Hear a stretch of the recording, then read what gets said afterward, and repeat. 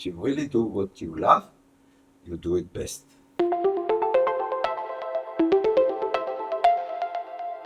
Thank you for having us over here in your office.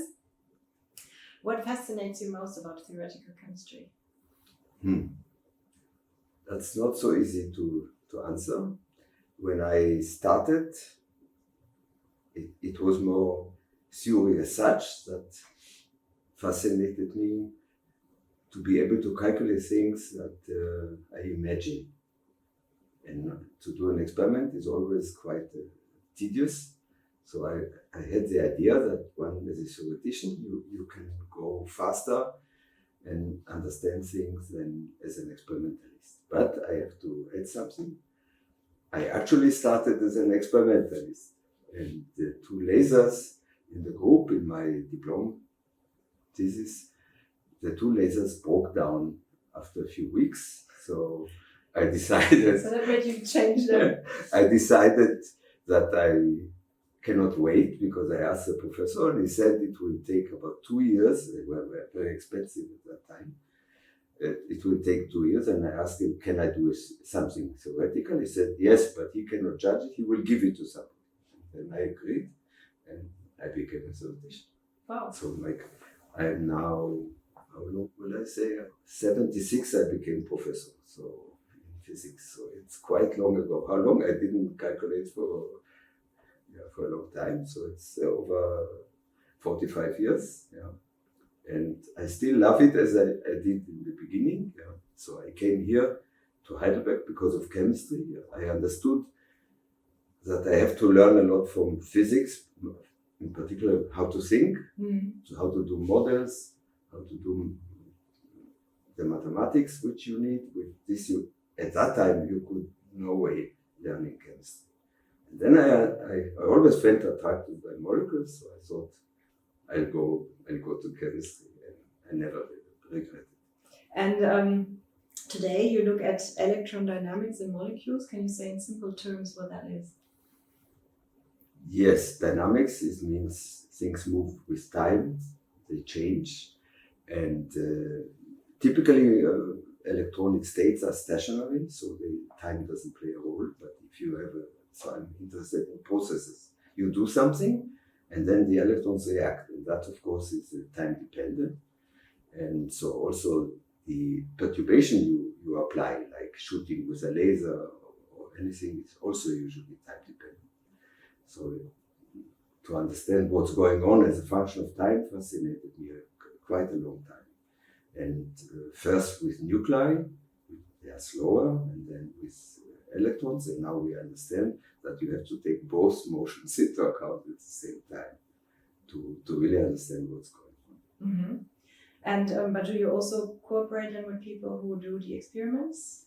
Yes, that's usually the case, I would say. So in the beginning, I found experiments which I wanted to understand. So I started to develop theory to understand these experiments, and later it turned around. I understood that I preferred to go according to my fantasy and to see later what comes out and whether I can find people who can do the experiments. Mm-hmm. And I think this suits me much better, because I like to follow my fantasy. So it's very typical for me. I go for a walk and I think about something, and then, could that be? And then I go back and I discuss with colleagues, which I like to do. I think it's very, very helpful to have somebody close by to discuss with, without being ashamed of just talking nonsense for a while. Mm-hmm. And later, if something develops, I see that probably one can do an experiment in that direction. I publish it, and I also try to find people who do the experiments. And that's the usual way I go since, I would say, a few decades. Mm-hmm. So why is theoretical chemistry important? It's extremely important because most things are so complicated that without calculations you are lost in many experiments. At least in physical chemistry, molecular physics, and so on, without any theoretical guidelines or ideas, you're really lost. So it's extremely important, and without experiment, of course, theory also doesn't make much sense. So I think this hand in hand going is very important, but to my opinion, it's very important, extremely important, if a person notices that it has ideas, that he should exploit the ideas first and not immediately run with it somewhere, to bring it to some ripeness, and then find the right experimental people who can do that. Okay. What do you like about electrons? They are small.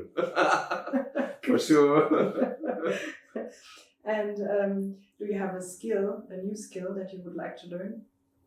I would have loved to be able to sing nicely, but I cannot. So my daughters always laughed at me when I was singing.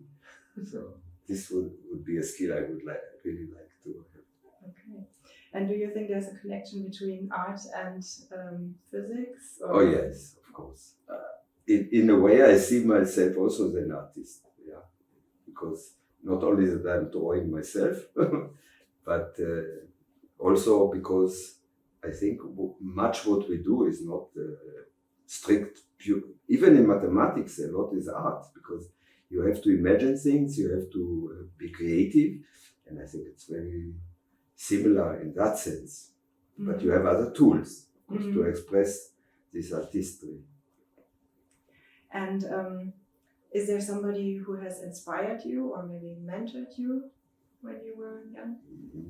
Yes, I always met people, my supervisor and so on, who were so kind and had so much understanding that only later I could appreciate how kind they were. Yeah. So, for example, I told you the lasers broke, and immediately my supervisors said, okay, if you want to do theory, it's fine, but I cannot judge it. But he agreed, and he helped me all the time.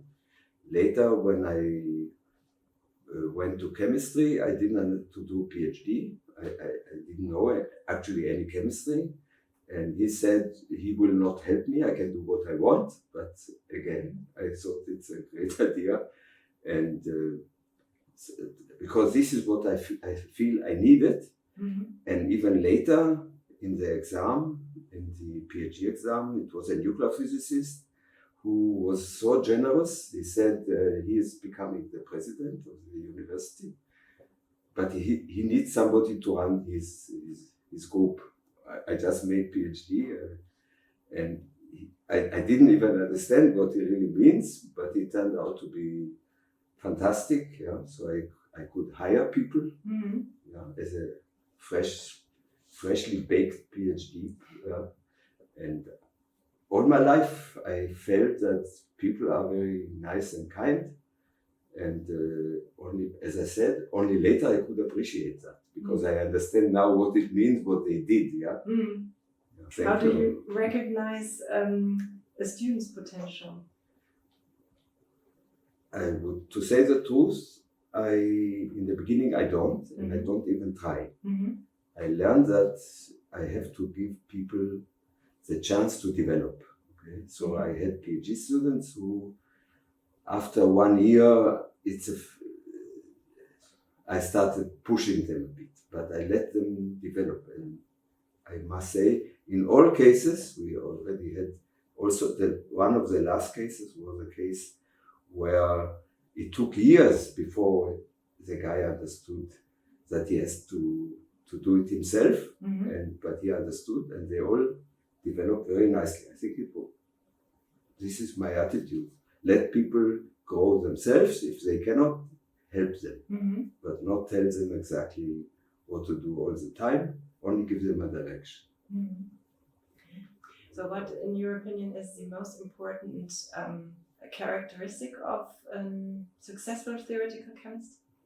That, from my point of view, is somebody who does what he really likes. Okay. Not because there is money for it, not because it's in, no, really what you like. Mm-hmm. I think that's my deep opinion, that if you do something, it doesn't matter what, not only in science, if you really do what you love, you do it best. Mm-hmm. Then it's also successful. Mhm. But, it's a big danger to do things because people do. That's what you do today. That's how you look for a job today, and so on. One lives only once, and I think my only recommendation is do what you love. Good recommendation. And we have this magnificent view over Heidelberg from your office. So what would you recommend somebody who has never been to Heidelberg to see, except the obvious sightseeing stuff? The castle and so on, yeah. Yeah. So personally, I like to walk. It's nice that we have here a flat city and the mountains or hills, let's say, begin close by. So I like to go to the hills and walk. And there is a philosopher way, which I actually used to go a lot. I go now less, but the view is magnificent, and I really think that's the first thing I will recommend to any visitor. Okay. Thank you very much. You're welcome.